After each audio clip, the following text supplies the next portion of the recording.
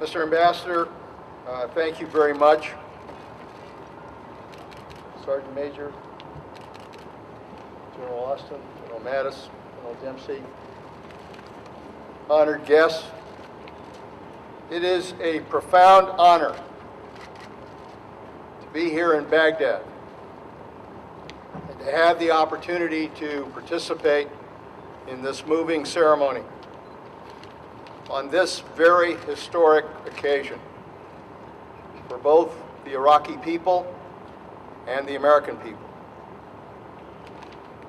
No words, no ceremony can provide full tribute to the sacrifices that have brought this day to pass. I'm reminded of what President Lincoln said at Gettysburg about a different war at a different time. As he paid tribute to the fallen in that war, his words echo through the years as we pay tribute to the fallen of this war. The world will little note nor long remember what we say here, but it can never forget what they did here.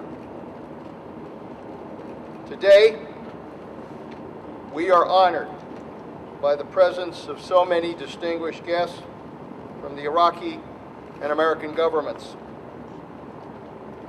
And to the distinguished members of the Iraqi government and the Iraqi military, thank you for your courage, for your leadership, for your friendship over these many number of years. More importantly, thank you for your loyalty to the future of Iraq. Your dream of an independent and sovereign Iraq is now a reality. We are deeply fortunate that in addition to all the great commanders who led our troops here, there are two great Americans who stepped forward to lead this mission through this final transition. Today we honor these two national treasures, Ambassador Jeffrey and General Austin. Jim, I want to thank you for your wise counsel, for your brilliant diplomacy at a time that called for both.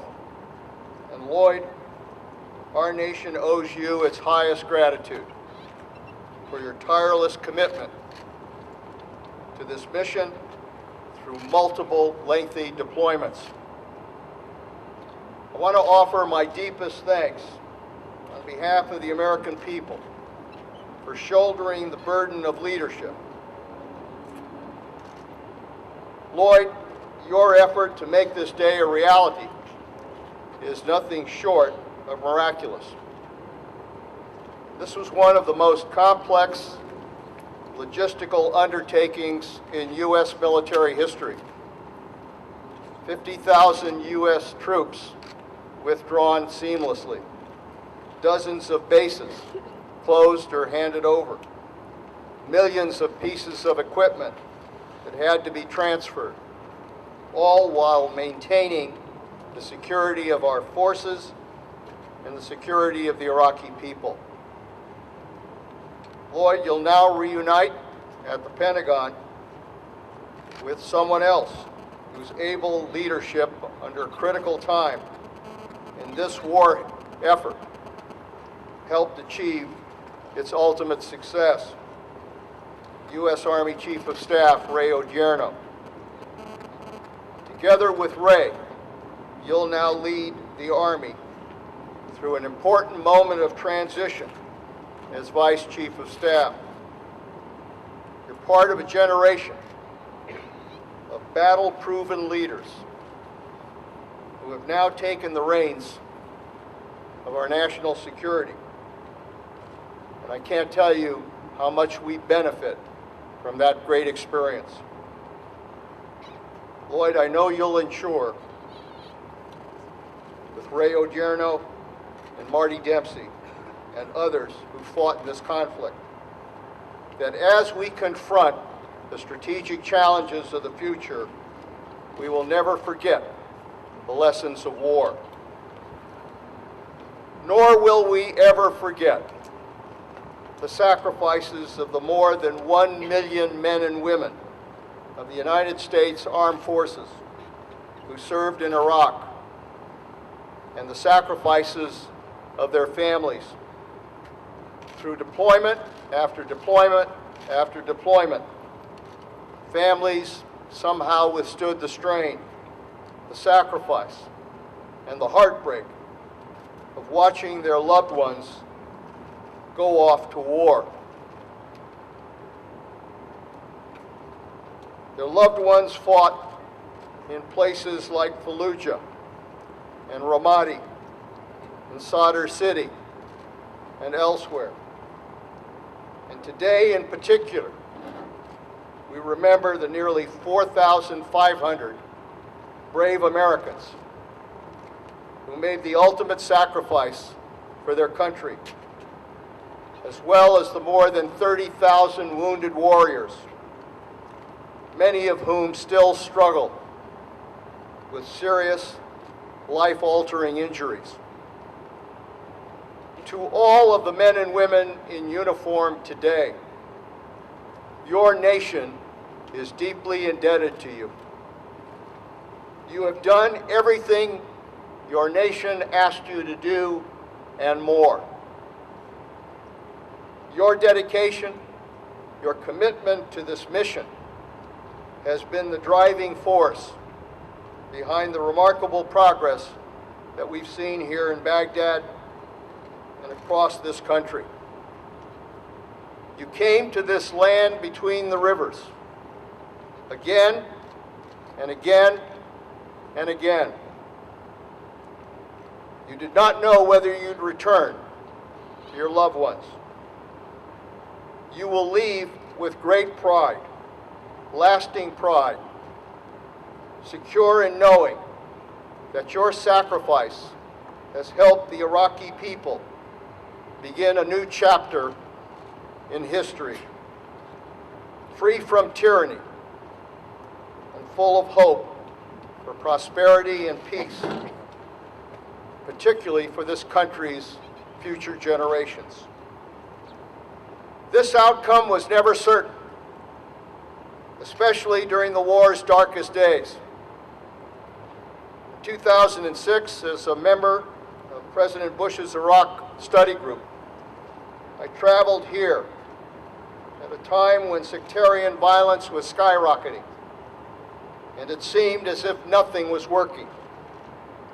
Iraq was struggling with turmoil, with violence, with uncertainty. And today, some 5 years later, and after a great deal of blood has been spilled by both Iraqis and Americans, the mission of an Iraq that could finally govern and secure itself has become real. The Iraqi army and police have been rebuilt, and they are capable of responding to threats. Violence levels are down. Al-Qaeda has been weakened. The rule of law has been strengthened. Educational opportunities have been expanded, and economic growth is expanding as well. And this progress has been sustained even as we have withdrawn nearly 150,000 U.S. combat forces from this country. With the departure of the remaining U.S. forces within these last few days to the end of the year, we salute the fact that Iraq is now fully responsible for directing its own path to future security and future prosperity. To be sure, the cost was high, the blood and treasure of the United States, and also for the Iraqi people. But those lives have not been lost in vain. They gave birth to an independent, free, and sovereign Iraq.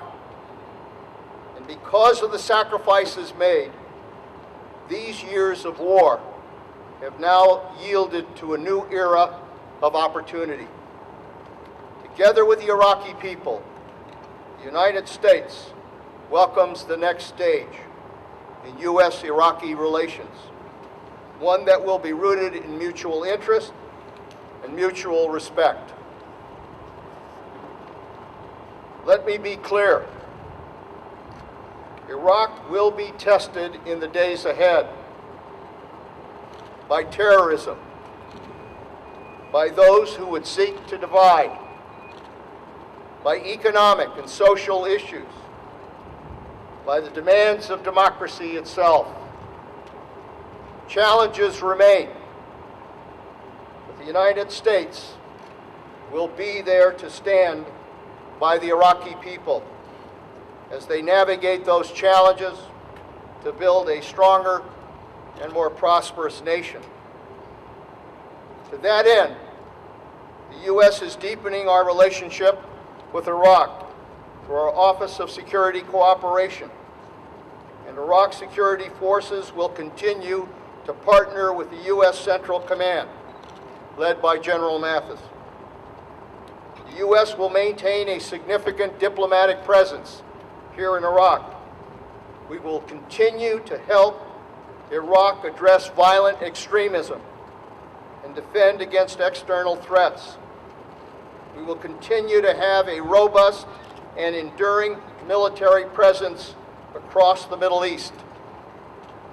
We are not about to turn our backs on all that has been sacrificed and accomplished, and we will not allow those who would seek to undermine success to have their way.